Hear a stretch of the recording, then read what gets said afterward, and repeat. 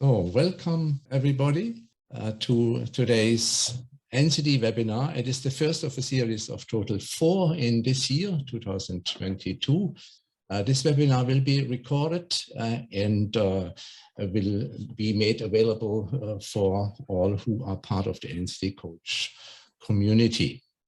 Our guest presenter today is Reverend Ron Hamilton, and he is a conference minister of the CCCC, Conservative Congregational Christian Conference in the United States. He will explain a little bit later and share about his ministry and also his church or denomination. So we'll hear from him in person what he would have to say. And I think since the church bells are ringing here 6 o'clock and it will take for 5 minutes so that you will not be disturbed. I have a church very close by where I live. I will hand over the microphone to Ron and give him opportunity to start his presentation on the topic of using NCD to develop health in an organization. So over to you, Ron, and God bless you in your ministry to share with us. Hello, everyone. It's a wonderful privilege to be with you. I realize that we are in different parts of the world, and some of you are in the evening. It happens to be about 11 o'clock here in the morning in Minnesota, but it's very good to be together. I've been prayerful for this opportunity to share with you, and looking forward to it for some time and excited to participate along with you. What I'd like to do is to begin to introduce myself to you. And the reason I want to do this is not simply to let you know who I am, but my introduction will help you understand how I got engaged with NCD and have been involved with it. And so I trust that you'll bear with me and understanding that I'm leading up to, as a part of my introduction, helping you understand more about how I have been engaged and value natural church development. And so I just want to share with you, I'm a third-generation pastor who deeply loves the church. My grandfather was a pastor in Western New York and Pennsylvania. Stories of riding from church to church and kind of a circuit ministry that he had. My father entered ministry as a second career and pastored in several churches. And so then I answered the call at the end of my college to begin to enter the ministry, pastoral ministry, and I just have been engaged with the church all of my life, know the church and love the church. I've had the privilege of serving as the pastor of 3 different churches, one in Holdingford, Minnesota. It was a very rural context. And then I moved from there to New Haven, Michigan, which is near Detroit, Michigan. It was a near urban setting. And then I was invited to come to Woodbury, Minnesota, where I currently live. And for about 29 years, I served as the founding pastor, planted a church in Woodbury, Minnesota. I have a Bachelor of Arts degree from Houghton College in mathematics. And the reason that I tell you that is because that's one of the things that intrigues me about NCD, the statistical background of all of it and what is there. It's a great privilege to understand some math as well as understand some of these things. I also have a Master of Divinity from Bethel Theological Seminary in St. Paul, and that's in biblical theology. And that also is something that I deeply appreciate about natural church development, the deep theological roots, and understand and appreciate that very much. And then I have a doctorate of ministry from Fuller Theological Seminary in church growth and renewal. And I completed my doctoral studies in 2000 under Dr. Peter Wagner.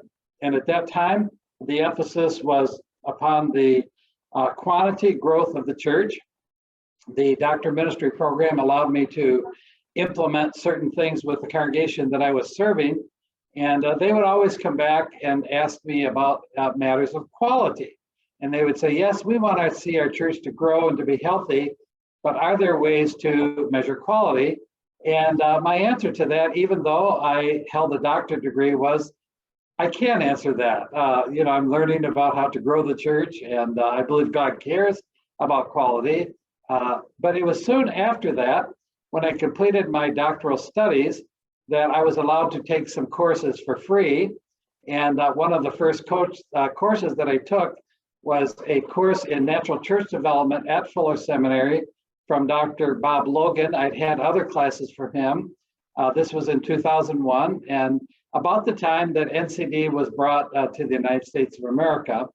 And of course, at that time, I began to learn that healthy churches are growing churches and quality can be measured.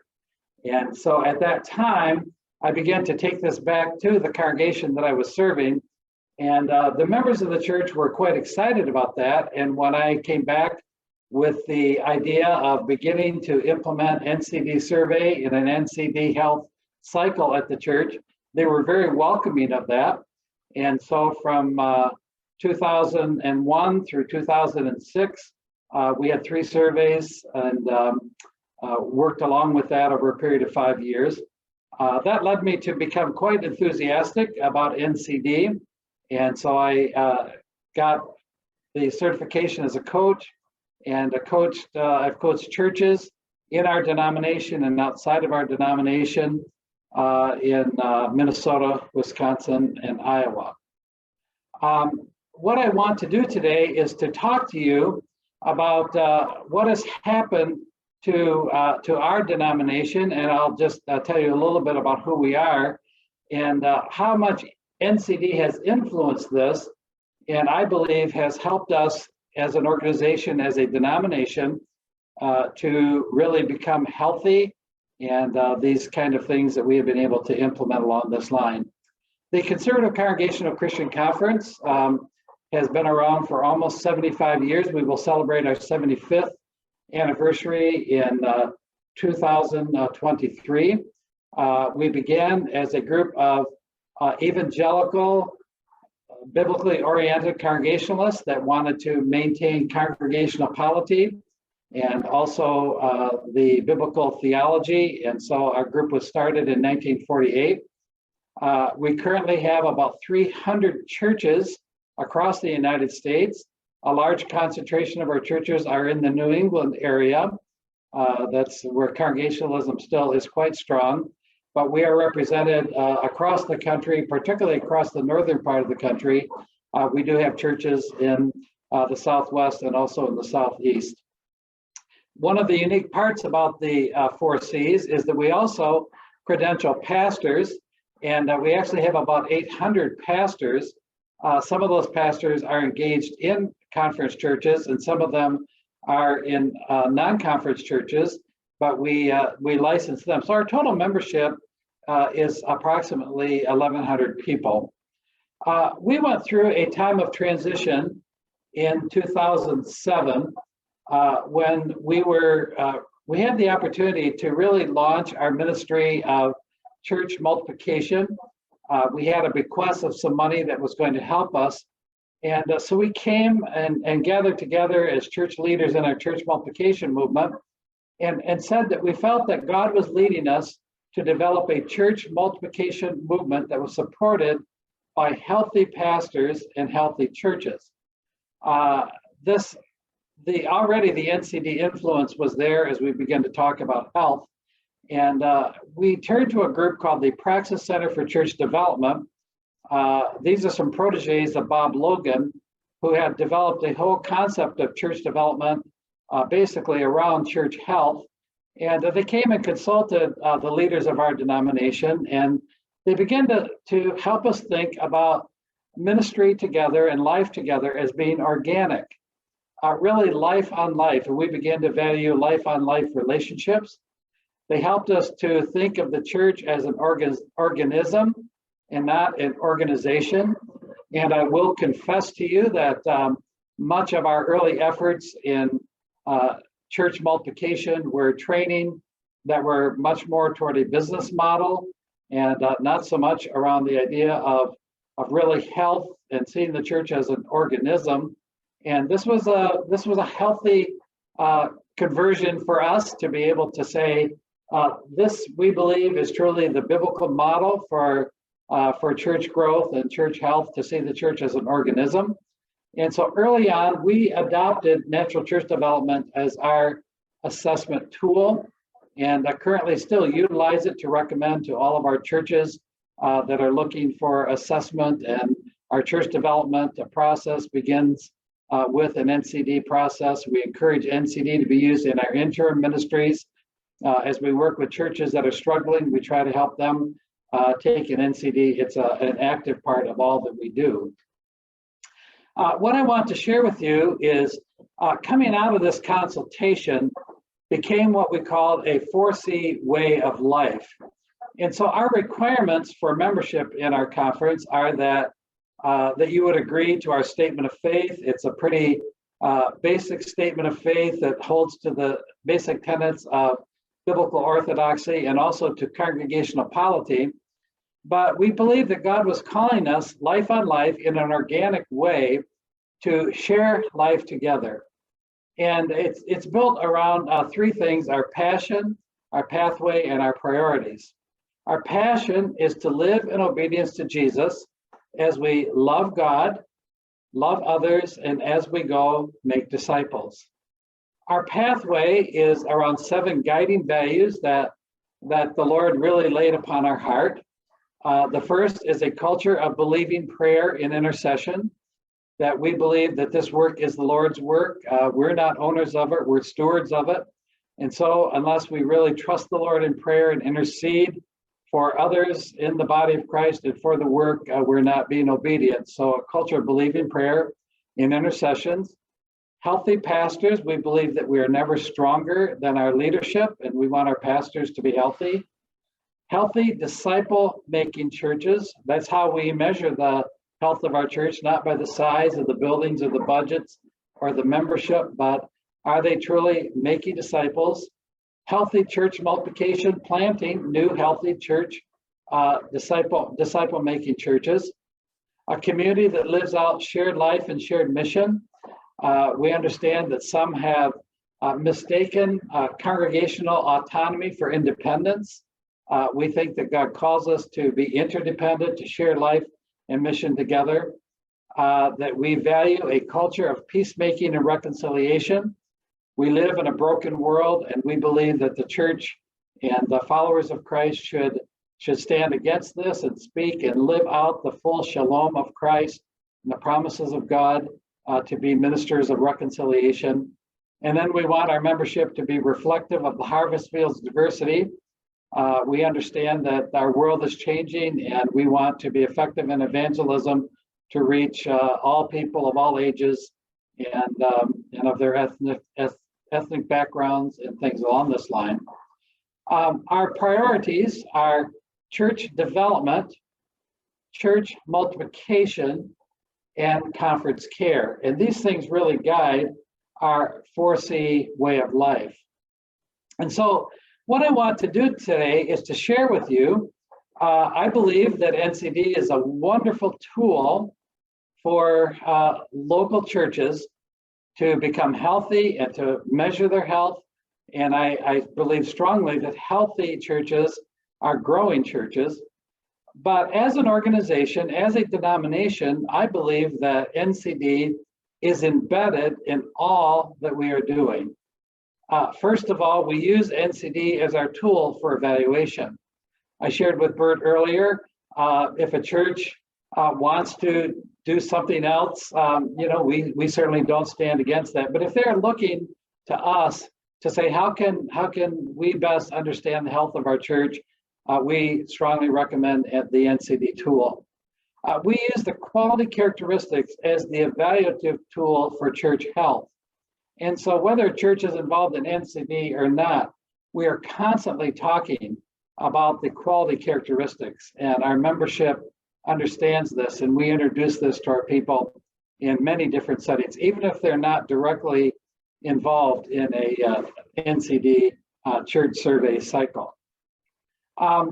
Let's talk about this, and maybe as we go through this, can go through some of these quality characteristics, and then I could pause and answer any questions that you have. But we believe that empowering leadership is embedded in the 4C way of life. We define the effectiveness of our ministry by healthy ministry at the local level. And we have intentionally made sure that we are not top heavy in our organization. We try to be lean and mean in the way that we operate our home office and our ministry staff and all of these kinds of things. We believe that if we are going to be effective in ministry, we are going to be effective because there are healthy pastors and healthy churches at the local level. And we do everything that we can to empower the leadership of our membership. We have prioritized healthy pastors who lead their churches. And when we have this value as healthy pastors, we understand that you're never stronger than your leadership. And we do everything we can to really enable, to train, and to equip pastors across our country because we believe that God has called them to be leaders, and it's their responsibility to equip and train and raise up their leadership. So this is embedded in our 4C way of life because we are not a top-down organization. Some people even wonder, are you truly a denomination? We say, yes, we are, but we're not like some. We believe that God is calling us to empower others to serve the Lord and to carry on ministry at the local level. Gift-based ministry is very important to us. And in our church development processes, and again, whether churches are involved in an NCD cycle or not, we teach gift-based ministry. We really encourage and train in the very beginning of our church planting processes to have people understand that a ministry will be strong if you bring together a core team of people that share gifts and utilize their gifts, and that it's not simply driven by the gifts of the pastor, but people in the congregation, even in a new church, are developing their gifts. At our regional and national meetings, we include training for our pastors and church leaders because we want people to understand the value of gift-based ministry. Passionate spirituality. I think you've seen that our passion is driven by love for God and love for others and the passion of making disciples. And so the very fact that we call this a passion is a reflection of our passionate spirituality. We prioritize prayer and intercession as a leading value of our ministry. And even in our national and regional gatherings, there are people that are there to meet with people for prayer and intercession. We teach passionate spirituality in our church development and church multiplication processes. And effective structures. We have really simplified our ministry around these three ministry priorities of church development, church multiplication, and conference care. And we teach effective structures in our church development and church multiplication processes. And if I go back and I look at what we learned in this process of evaluation that began in 2007, and as we began to develop more of an organic ministry and an emphasis upon healthy ministry, that probably the minimum factor for our conference, for our fellowship, our denomination, was effective structures. We had structures that were there to lead a church that was in a group of churches that was founded in 1948, but we had not changed them a whole lot over the years, and we had to really prioritize this and wanted to really develop and embed within our conference the idea that we believe strongly in effective structures. So as I talk about this, I'll go through and talk more about some of the other quality characteristics, but I've talked here for a while, and I would just pause and answer any questions that any of you might have. Bert, hi, my name is Gary. Hi, Gary. Hi. You have described what sounds like a pretty significant transformation of your culture as a denomination. Can you give us one more a glimpse of how long did that transformation take? When did you launch it, and how's the journey going in transforming the culture? Okay, I will give you kind of an overview of this now, and then basically when we're done, I'm also going to talk just a little bit more generally about that. But this really began in 2007, and it was really driven by a bequest of money that was given to us that helped us to maybe think and do some things that we had not been able to do before. It's a journey that I, quite seriously, here we are in 2022. We're still on that journey together 15 years later. But it really kind of came in phases.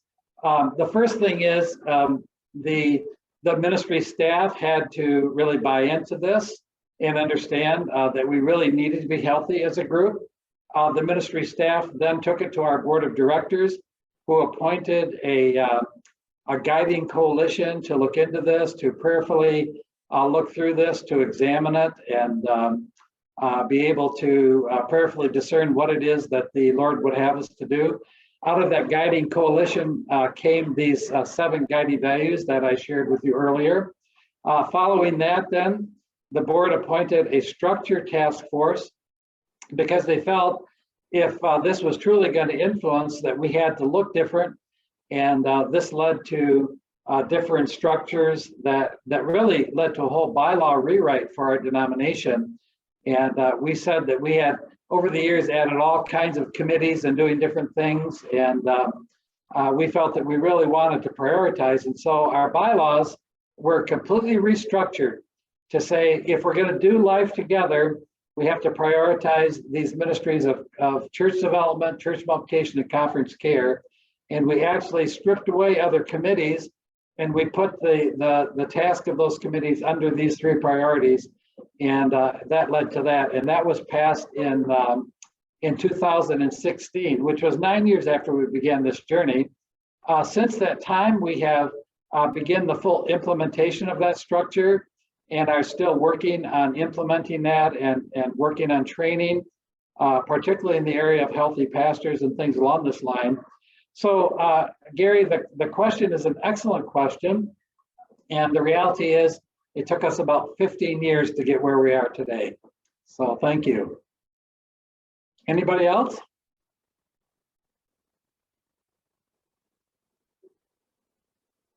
Well, let me go on, and this will possibly raise some more questions.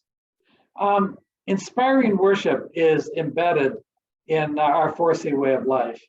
And we teach inspiring worship in our church development and church multiplication processes. But to be very honest to you, inspiring worship is vital to everything we do when we gather in regional and national meetings. In fact, one of the ways that I knew this was back a few years ago, we invited Dr. Ed Stetzer to come and be one of our speakers. Ed himself has a Baptist background, but he ministers to multiple denominations.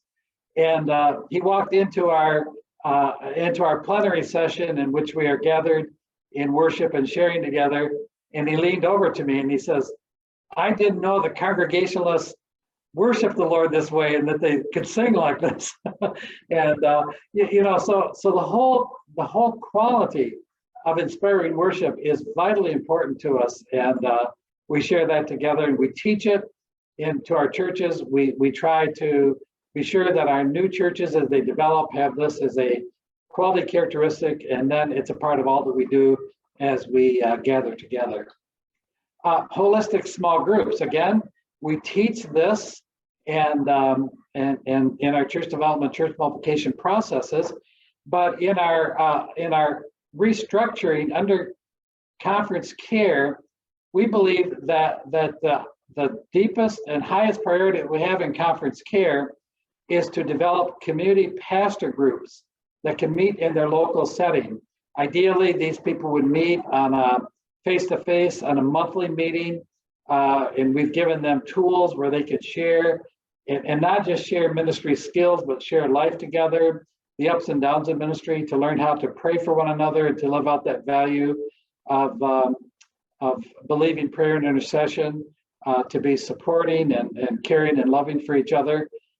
We have realized during COVID that it's made it difficult for this to happen. So we have many of our groups that are currently meeting via Zoom on a regular basis. And we just completed some video training so that at any time pastors across our country can get this training. We have a very strong feeling for holistic small groups to be lived out among our pastors and to see that kind of work going on. Need-oriented evangelism. And we teach this in our church development and church multiplication process. But basically, the value that we have of membership reflective of the harvest field's diversity is driven by this. That if we are going to be evangelistic, we are going to meet people where they are in the communities where God has placed us. And we've said historically our churches have been older, they've been northern, and they've been white. And we go, if we're going to really do the work of the Lord in this generation, we believe that in the days ahead, our churches will be younger. They will be all across our country, and they will be exceedingly diverse. And I was talking to Bert earlier about this, and we have immigrant churches that are joining us.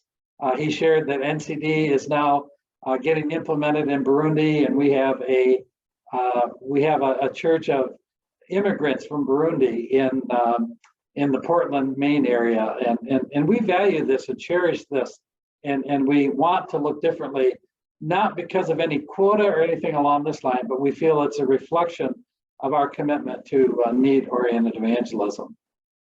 Loving relationships. We teach loving relationships in our church development and church multiplication processes, but we also have this value of a culture of peacemaking and reconciliation. And from the very beginning, if a church is to be involved in our church development process, this is one of the first requirements of a church in this, that they will go through teaching on biblical peacemaking and reconciliation. And we also implement this in our church multiplication process, and we make this available to churches in transition and things along this line. I think all of you know that that change brings conflict, and we want to maintain this value of loving relationships. And so we have many trained people on our staff, in our ministry staff, and also our regional pastors that can give training in biblical peacemaking and reconciliation.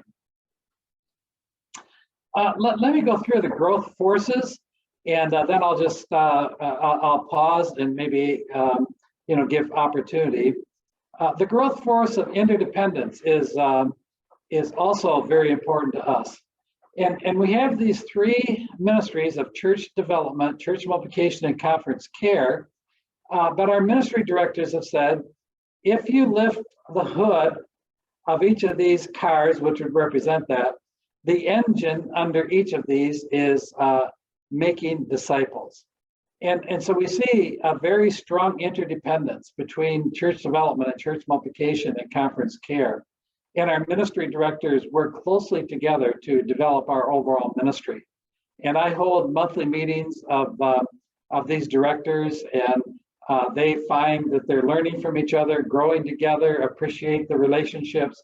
And so we don't see church development and church multiplication and conference care as siloed, but we see them as interdependent. Church multiplication. We are teaching that multiplication is the expected outcome of healthy churches. And we have a church multiplication network that's called the Nineveh Network, and they're developing a church multiplication work that's all across the country. We just held a conference of the Nineveh Network in the Denver area, and actually reorganized all of our board meetings to go in to precede that meeting, so that our board minutes and our ministry directors could all attend the church multiplication conference, because we value multiplication so much. We don't want to see church planting as something that we do. We want to see multiplication as who we are. Transformation. We have channeled energy to keep our ministry alive 10 years ago now to develop our current ministry. And Gary, this goes back to your question. We we felt that there was energy flowing 15 years ago, but some of it was, what do we need to do to keep alive? And it was quite interesting that we went through quite a significant period of testing after we began to implement this. And 10 years ago, we seriously wondered, what does the Lord have in store for us in the future? But that energy was transformed into something that has made us move forward in a significant way into these days ahead. And we believe strongly in the growth force of transformation. We challenge a maintenance mentality in all of our traditional church ministries. This doesn't mean that we're against traditional music or anything along that line, but anybody who is stuck needs to understand that the Lord wants to transform our lives, and it's a part of the work of the gospel. And so we challenge that at every level of our conference. Sustainability. We develop long-term plans to maintain our current energy for ministry. All of our ministry priorities are not only looking at what they're doing this year, but we encourage them to develop long-term plans. We have just completed, under the guidance of our board of directors, a 5-year transition team to work on key elements of change in leadership for the future. We think that God has brought us to a good, healthy place, and we want to be sure that we are healthy going into the future. And so we prioritize this issue of being sustainable. And if we're not sustainable, then we think that we're not really healthy. And so we're trying to work through healthy transitions to sustain the mission and ministry that God has given to us. Symbiosis. Our ministries have joined together to assist struggling and dying churches. And actually, a little over a year ago, our Director of Church Development, John Kimball, presented a webinar to the NCD International Coach group on what we are doing to use NCD in assisting struggling and dying churches. And this is a priority of these, and we've joined together in this. And our governing board works to encourage our ministry priorities. So the very first thing we do when we have a board meeting is we hear from our ministries, and we see how they are working together to do what the Lord has called us to do. And then actually we make our business decisions after that. So our finances should feed that. Our life together, our structure should feed that. And so that's how we actually begin our board meetings, by hearing from our ministries. The growth force of symbiosis is very important to us. Fruitfulness. We measure our success by the health of our churches and pastors rather than by any statistical growth. We are not against growth. I will tell you that I studied church growth under Peter Wagner. I still think there are some things that we need to pay attention to. I think God wants his church to grow, but we don't measure growth simply by numbers, but we measure it by the health of our churches and pastors. And fruitfulness is a key factor in everything we do. And we have some churches that are not growing, but they're very fruitful in their ministries, transforming lives in the communities. And maybe, they don't have the demographics to support large growing ministries, but they're exceedingly fruitful. So basically, that's it. And I will talk to you here in just a minute. I'll answer a few questions and then take you through about how I think NCD can be used to work in developing a healthy culture in an organization. But I'll pause here and answer any questions, and then wrap this up, and we can discuss this more together.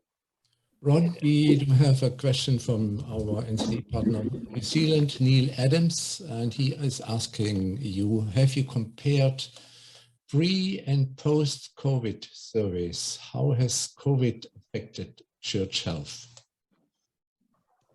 Well, so that's a wonderful question, and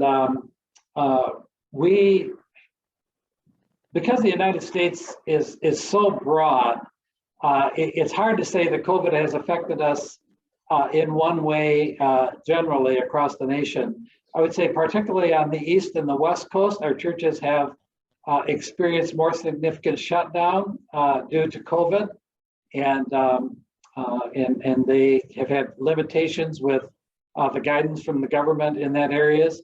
In the Midwest, it has not been that dramatic. It depends on more in the urban areas. I think it has affected us more than others. But I think the question is a very good question, because how does it affect our health? And I really believe that the healthier churches are the ones that continue to do significant ministry during COVID. Sadly, we have had some churches that have been very maintenance oriented. They've been aging out, and they could not adapt because they didn't have those growth forces at work. And sadly, during this time, we've had at least 5 of our churches close during COVID. But as I have interacted with our healthy churches and healthy pastors, I believe that they have continued very effective ministry during this time. I've seen them ramp up their ability to reach their communities through social media, through the things that they're doing with video resources.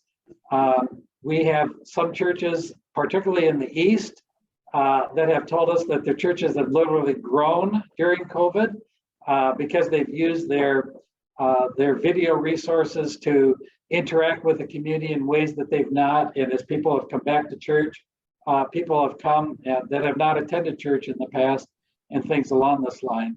So I would say that healthy churches navigated through COVID very well. If they were unhealthy, they found it very difficult to survive. And I believe that in the next 3 to 5 years, we'll see some of those churches that are not healthy probably not survive.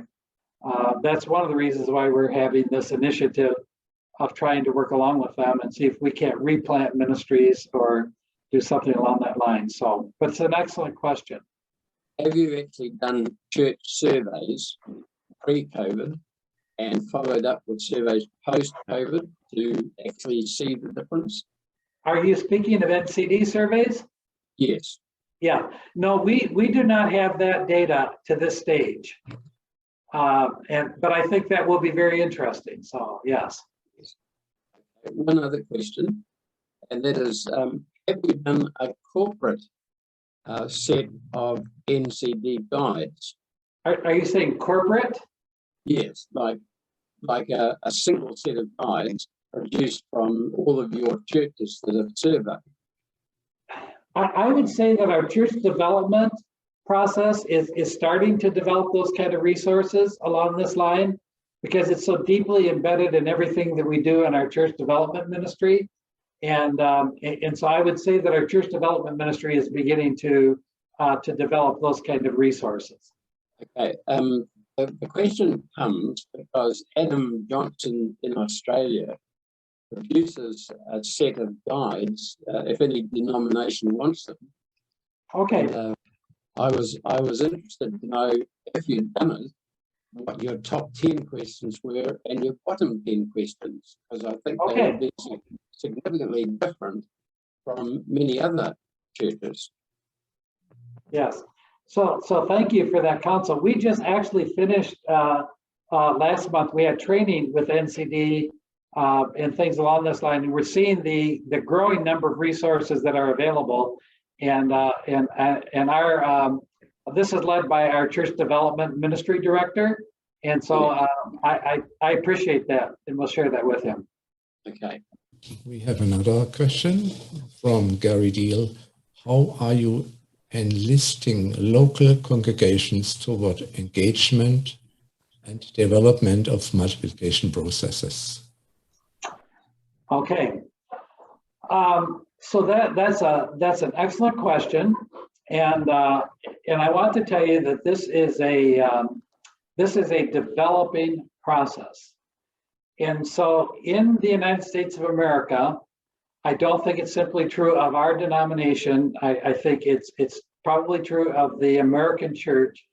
A value of multiplication has been lost.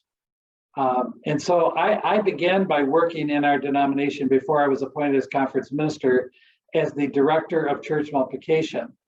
And was actually, because I have a passion for church planting, I was a church planter myself.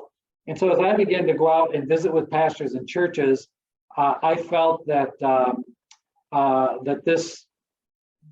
just learned that multiplication was not a value that's held across. Most of our churches are thinking internally. They're thinking about what do we do to grow our church, to meet our budget, to do those kind of things, and they're thinking very much along that line. And so we've had to really work as a fellowship of churches to develop this. So there have been several ways that we have done this. We have tried to tell stories of church multiplication on a regular basis in our regional and our national gatherings, and have produced videos of stories of church plants that we share along with people so that they can understand and they can appreciate the unique work that God is doing in the planting of new churches. At our annual gatherings, particularly, we have training in church multiplication every year. Our church multiplication team is effective in presenting seminars and training along this line. We have a national conference now that's separate from our regular denominational annual gathering. And I referred to this earlier, it's the Nineveh Conference. And they hold a once a year annual meeting that is focused just on promoting church multiplication, church planting work. And as I shared with you, they met in Denver, Colorado this last October. And I can tell you that half of the people who attended were not church planters, but they were pastors of local churches or lay leaders in local churches that were interested in learning more about this. We are just moving into adopting something in which we are trying to encourage our churches to become sponsor churches of church plants. And so maybe a church is not ready to engage in multiplication at the level of them planting a church out of their own church, but maybe they can partner with a church plant by just getting to learn more about it, maybe providing some financial support by learning and getting to know the pastor and the leaders and to work along that stage to become a sponsor church. And this is just starting to take some traction in our conference. And what we're finding is that these churches are really being fed life as they see what God is doing uniquely in these church plants, and that it's also increasing their desire for increased discipleship, evangelism, and multiplication in their own churches. So we're working at this. I personally wish I could say we've made more traction, because myself, I'd love to see every church be a multiplying church. We're not even close to that, but we are working very hardly to raise the value of multiplication across our whole fellowship of churches, so that they understand that we believe this is part of one of these life forces, and it's God's call upon us. Patrice and Inge from NCD India, presently living in France, are asking if you have developed any teaching material of the 8 quality characteristics for usage in your churches. Yes, and so our church development, back to, again, to our church development committee. They have built this into the very introduction. So as soon as they begin to talk church development, they begin to talk natural church development and the quality characteristics. And I would say that those then are fully introduced to churches that are in the NCD cycle, that want to enter that cycle. We have also developed along this line NCD coaches that will coach churches along this line. So those that want this, there are multiple training materials that are available to them. We generally, again, speak to this on a regular basis and it's included organically in the general things that we have. But those that are that want to engage in the NCD process, we have multiple training processes on the quality characteristics along this line. And we're actually very pleased with the growing resources of NCD around the life-giving forces and also the quality characteristics. All the three color books we have promoted and help people understand that they can learn and grow more about those things, whether or not they're even involved in an NCD cycle or not. So those three color books are really wonderful, and they're very valuable. So before Patrice or Inge will ask their second question, I just want to welcome participants from Norway. We have another participant from Denmark, from Kenya, from Ghana, and from Trinidad and Tobago, and of course from the United States. Excuse me, sorry when I forgot any other nation here, but now over to Inge. You have a question. Oh, it was just about the name that you gave to this Nineveh network or so. Why did you call it Nineveh? It's in terms of multiplication. I don't see it, the connection. Yes, thank you very much. Okay. So the concept of Nineveh comes out of the call, should I not love this city? The biblical teaching on Nineveh and loving this city. And so the idea that God is calling us to love the places where he has placed us, and that we would work for the health and welfare of the city, believing that brings the full gospel implications of that to the places where God has placed us. And so we would like every one of our church planters to see that God has placed them in Nineveh and that they are to love their cities along this line. Great explanation. Thank you. Can I just add one more question? In the beginning, we were thrown in and out of the Zoom, so you may have explained, but what do you, in your context, is conference care? So that's a multiple pronged thing that we do. But we understand that our member churches and our member pastors all need care. And this care is multifaceted. We know that churches go through times of conflict. And so we want to be present with them if they're going through conflict. We understand that they really need to have healthy community. And so are there things that we can come to bring them together in different ways? And then this issue of healthy pastors, what do we do to assist them to be healthy? And again, I want to come back and say that our ministry of developing community pastor groups is a key part of what we do in conference care. And so we basically see our ministry of conference care. We have a conference minister, that's myself. I'm called to care for all of our members. We have 4 regional pastors that I care for, and then they have regions that they care for.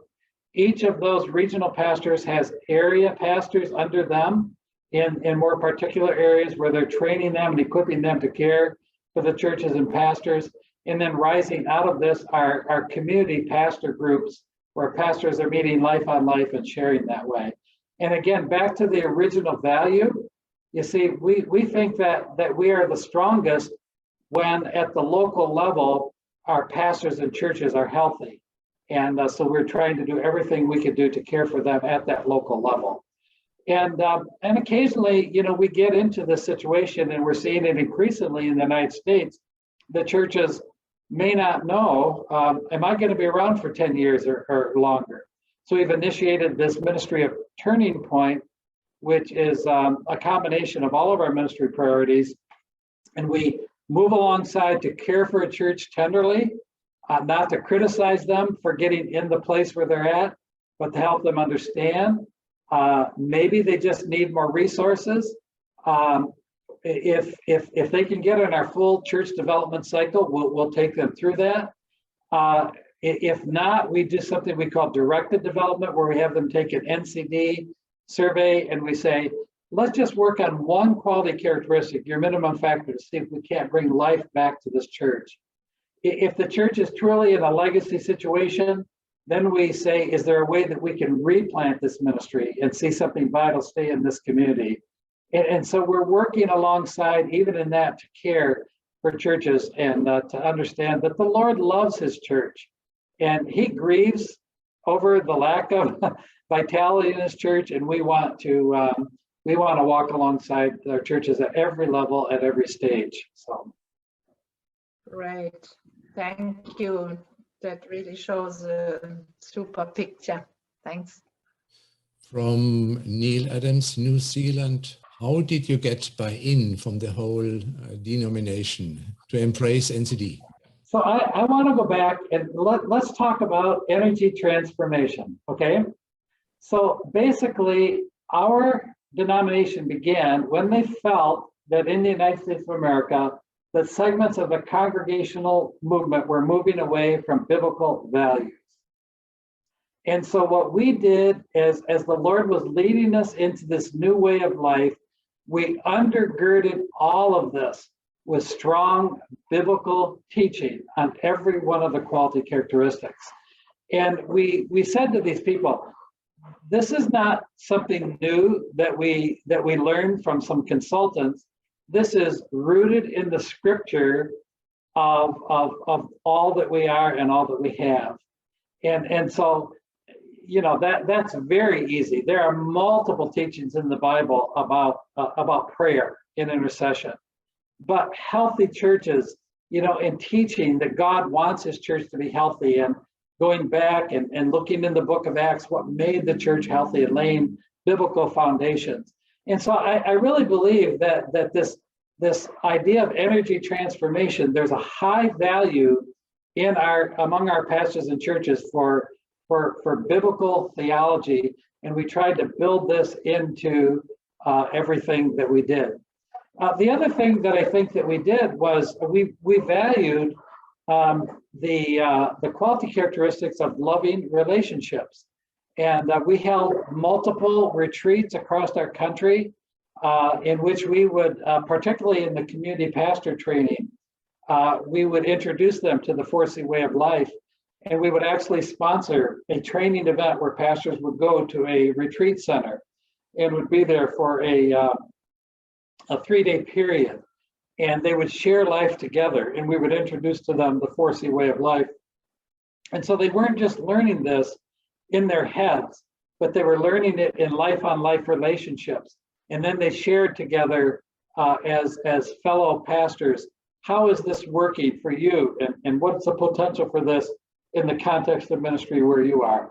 So I think those two things, the whole idea of energy transformation, taking a strong value of biblical theology and infusing this new 4C way of life to this, and then also valuing loving relationships and trying to do the best we can to bring people together to discuss these things, not just to pass out a lot of material to people and to say, this is what your denomination looks like, but to really transfer it more through life-on-life relationships. Let me share my last 2 slides, and then I'm again open for questions as they would come. So the 4C way of life, how do you use NCD to bring a healthy culture into an organization? And the first thing I would say is that we need to think and plan organically. We need to value life-on-life experiences, healthy relationships in everything that we do.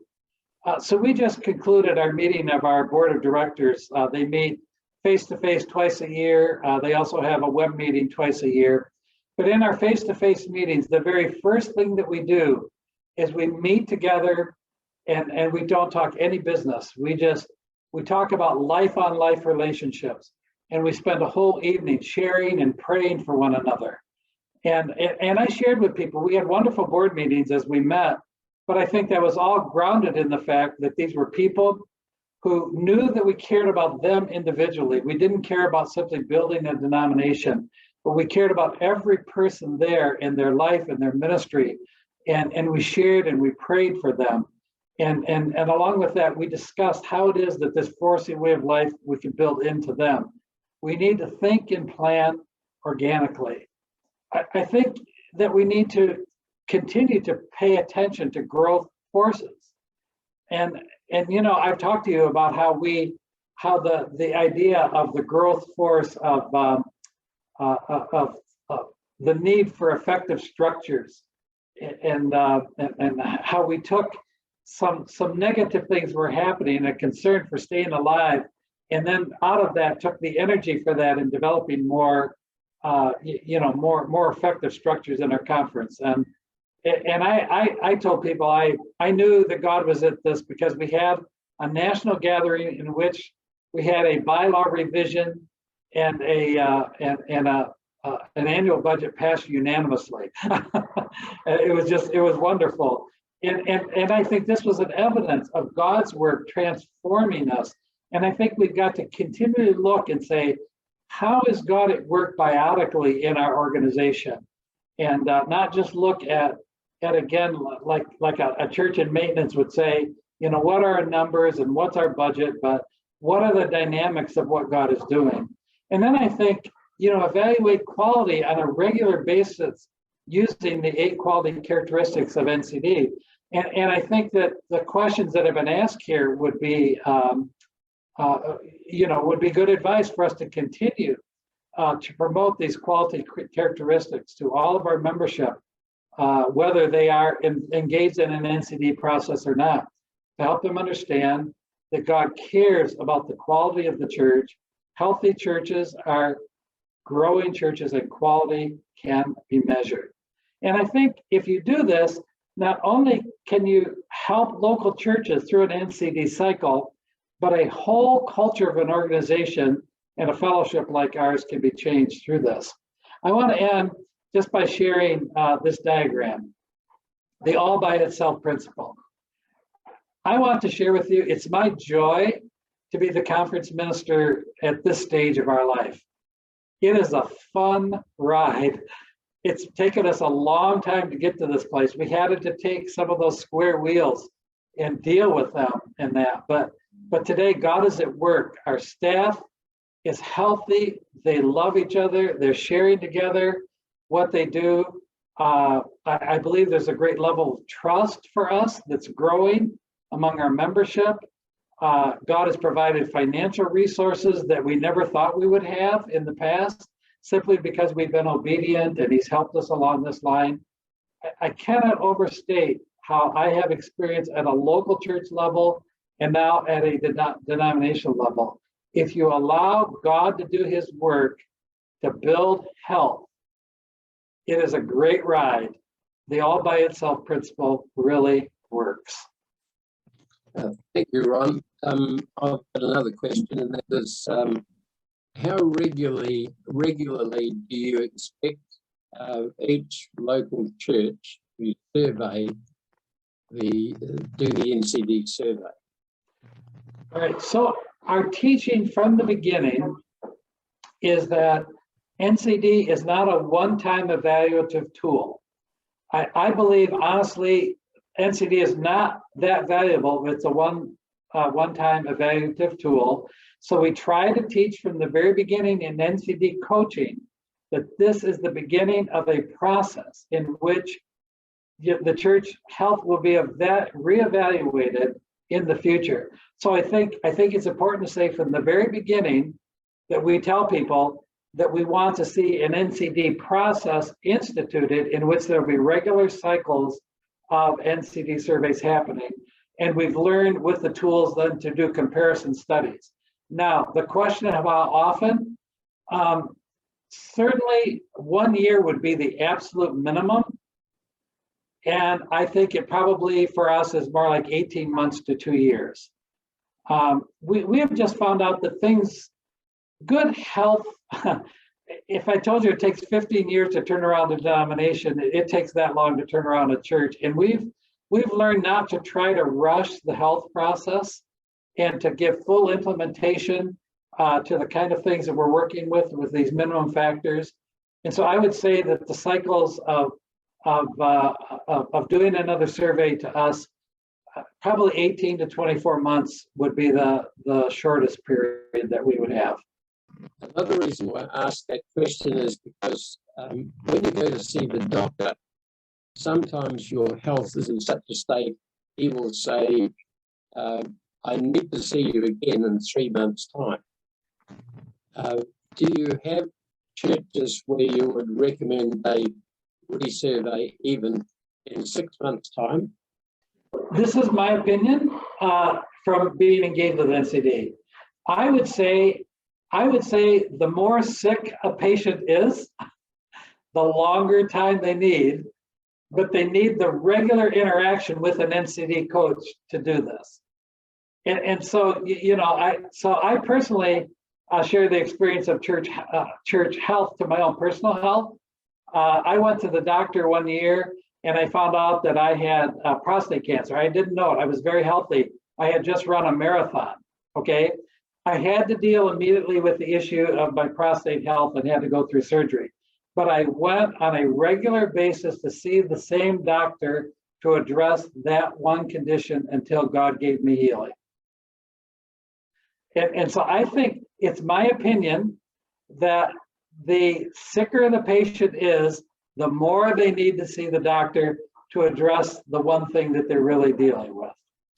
Hi, Ron. My name's Elwyn. I'm in the United Kingdom with the Salvation Army. And I thank you for your story and your presentation. It's been such an inspiration. But thank you, Ron. Thank you. I personally have to be reminded again of the faithfulness of just trusting the Lord for him to do his work. I actually just wrote an article because I visited a church. There was a church plant down in Florida. It was very encouraging to be there. They didn't have a large group, probably had 50 coming out of COVID, but they were reaching a very diverse population. God was blessing their ministry. It was as vital as it's ever been. I was so encouraged by it. And then I walked away and I remembered it took 10 years for them to get there. And I wrote the article around the teaching of Ecclesiastes. God makes all things beautiful in his time. And so I will pray that that happens for you. I would just encourage to see if there are people at least open to watch this webinar. I'm also thinking about it, like we are coaching a mega church in India, but this is so valuable what you say about smaller churches, local churches, as a whole denomination. He's also overseeing all sorts of other churches in other Indian states. So I will encourage him to just take this 1.5 hours and to watch this webinar, which will be made available on YouTube publicly, I understand. Encourage you to show it to whoever is open and create momentum. It's so valuable to have this webinar available that can explain much better than us talking individually to leaders or so. Yeah, thank you, Inge, for sharing this encouragement. You? Bernd, may I add a comment that is turned toward Ron Hamilton personally? I'd say if I get the one most important thing I get out of all what you shared the last hour is the importance of cultivating between your churches, an interpersonal care, attention, cultivating an atmosphere of these 8 qualities, and rather than looking at structure, efficiency, budget, effectiveness, and really wonderful how you manage to bring that climate of what NCD should be about if people open their heart to it. Thank you. In the beginning, you asked, what does he mean with organic? But I think that describes what organic means, the way you do it. Thank you, and God is faithful. The value of shared life and shared mission is very important to us. In America, congregationalism has been equated with independence. And we say we believe in the autonomy of a local church, but shared life and shared mission is vitally important. We need to care for each other, get to know each other, work together, do the work of the Lord together. Shared life and shared mission is a high priority. And again, you know, it takes time. It does take time, and stay the course. God's got some good days ahead. I like also the testimony of the fact that you worked with leaders on their personal spiritual health, since leaders are the role models in the churches. So you focus also on the personal health aspects of leaders in the church. And a similar testimony I heard from the Dominican Republic. When they introduced the NCD, they realized that they first had to work with the couples, the leaders' couples, on personal spiritual life and marriage issues before they could introduce the NCD concept to the whole congregation. And Bert, we've said under healthy pastors, we're never stronger than our leadership. And so if our leaders are not strong, you know, we cannot be healthy. So healthy pastors lead to healthy disciple-making churches. I just read the comment that come from Kenya, from the NCD part in Kenya. Very informative and helpful, especially on how to include NCD in the church culture. We are just beginning here in Kenya. And from Trinidad and Tobago, Pastor Earl, he shares, I like the idea of NCD as a church development tool that goes beyond the individual local church. For me, it's a fresh way of looking at the NCD. Thanks for sharing. Any other final words you want to say to us, Ron, at this stage? We almost come to an end, another 20 minutes to go, but if participants wouldn't have any questions at this stage, we would slowly come to an end. Simply to say it's been a very unique privilege for me to share along with you. As I shared with you, I'm a third generation pastor that loves the church. Our passion is to love the Lord with all our hearts, whole mind, and strength. And I will keep all of you in prayer. Thank you for the input and the different things, and we'll pray that that God will grow healthy churches and healthy church leaders all around the world for His glory. I tell people the United States of America doesn't need one more 4C church. It needs healthy disciple-making churches, and that's what our world needs.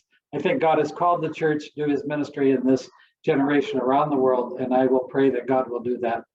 I will stop the sharing now. And thank you very much, Ron, for your contribution. I love the very fact that you shared the testimony from a whole denomination and the kind of work and endurance and patience and steadfastness is needed, and the prayer and passion to implement NCD as a process.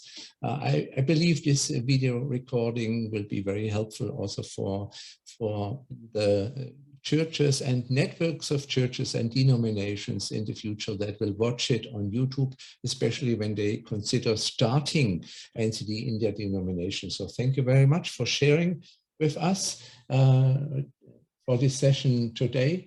I want to pinpoint all of us to the next 3 NCD webinars that will follow in 2022. In June 1st, there will be presenter Christoph Schalk, on September 14, Christian Schwarz, and on December 7th, Adam Johnson from Australia, sharing with us another NCD webinar. If you have any questions for our presenter today, you can forward it either to me or directly to Ron, if that is okay with you, within this group. So hopefully you will not receive hundreds of emails, but the workload will be manageable. But consider your questions if you have anything and contributions to make. So thank you very much for participating in today's webinar. I want to say thanks also especially for our presenter Ron, and finalize this session with a short prayer, if that is okay. Thank you, Father, for the time together that you granted us. Thank you for the mutual learning. Thank you for especially for the encouragement that we received by the testimony from Pastor Ron. And I want to ask you that you will keep us safe and bless us, continue to bless us, and use us also in the work to equip and serve leaders and churches to become more healthy and more balanced in different areas of ministry. In Jesus' name, amen.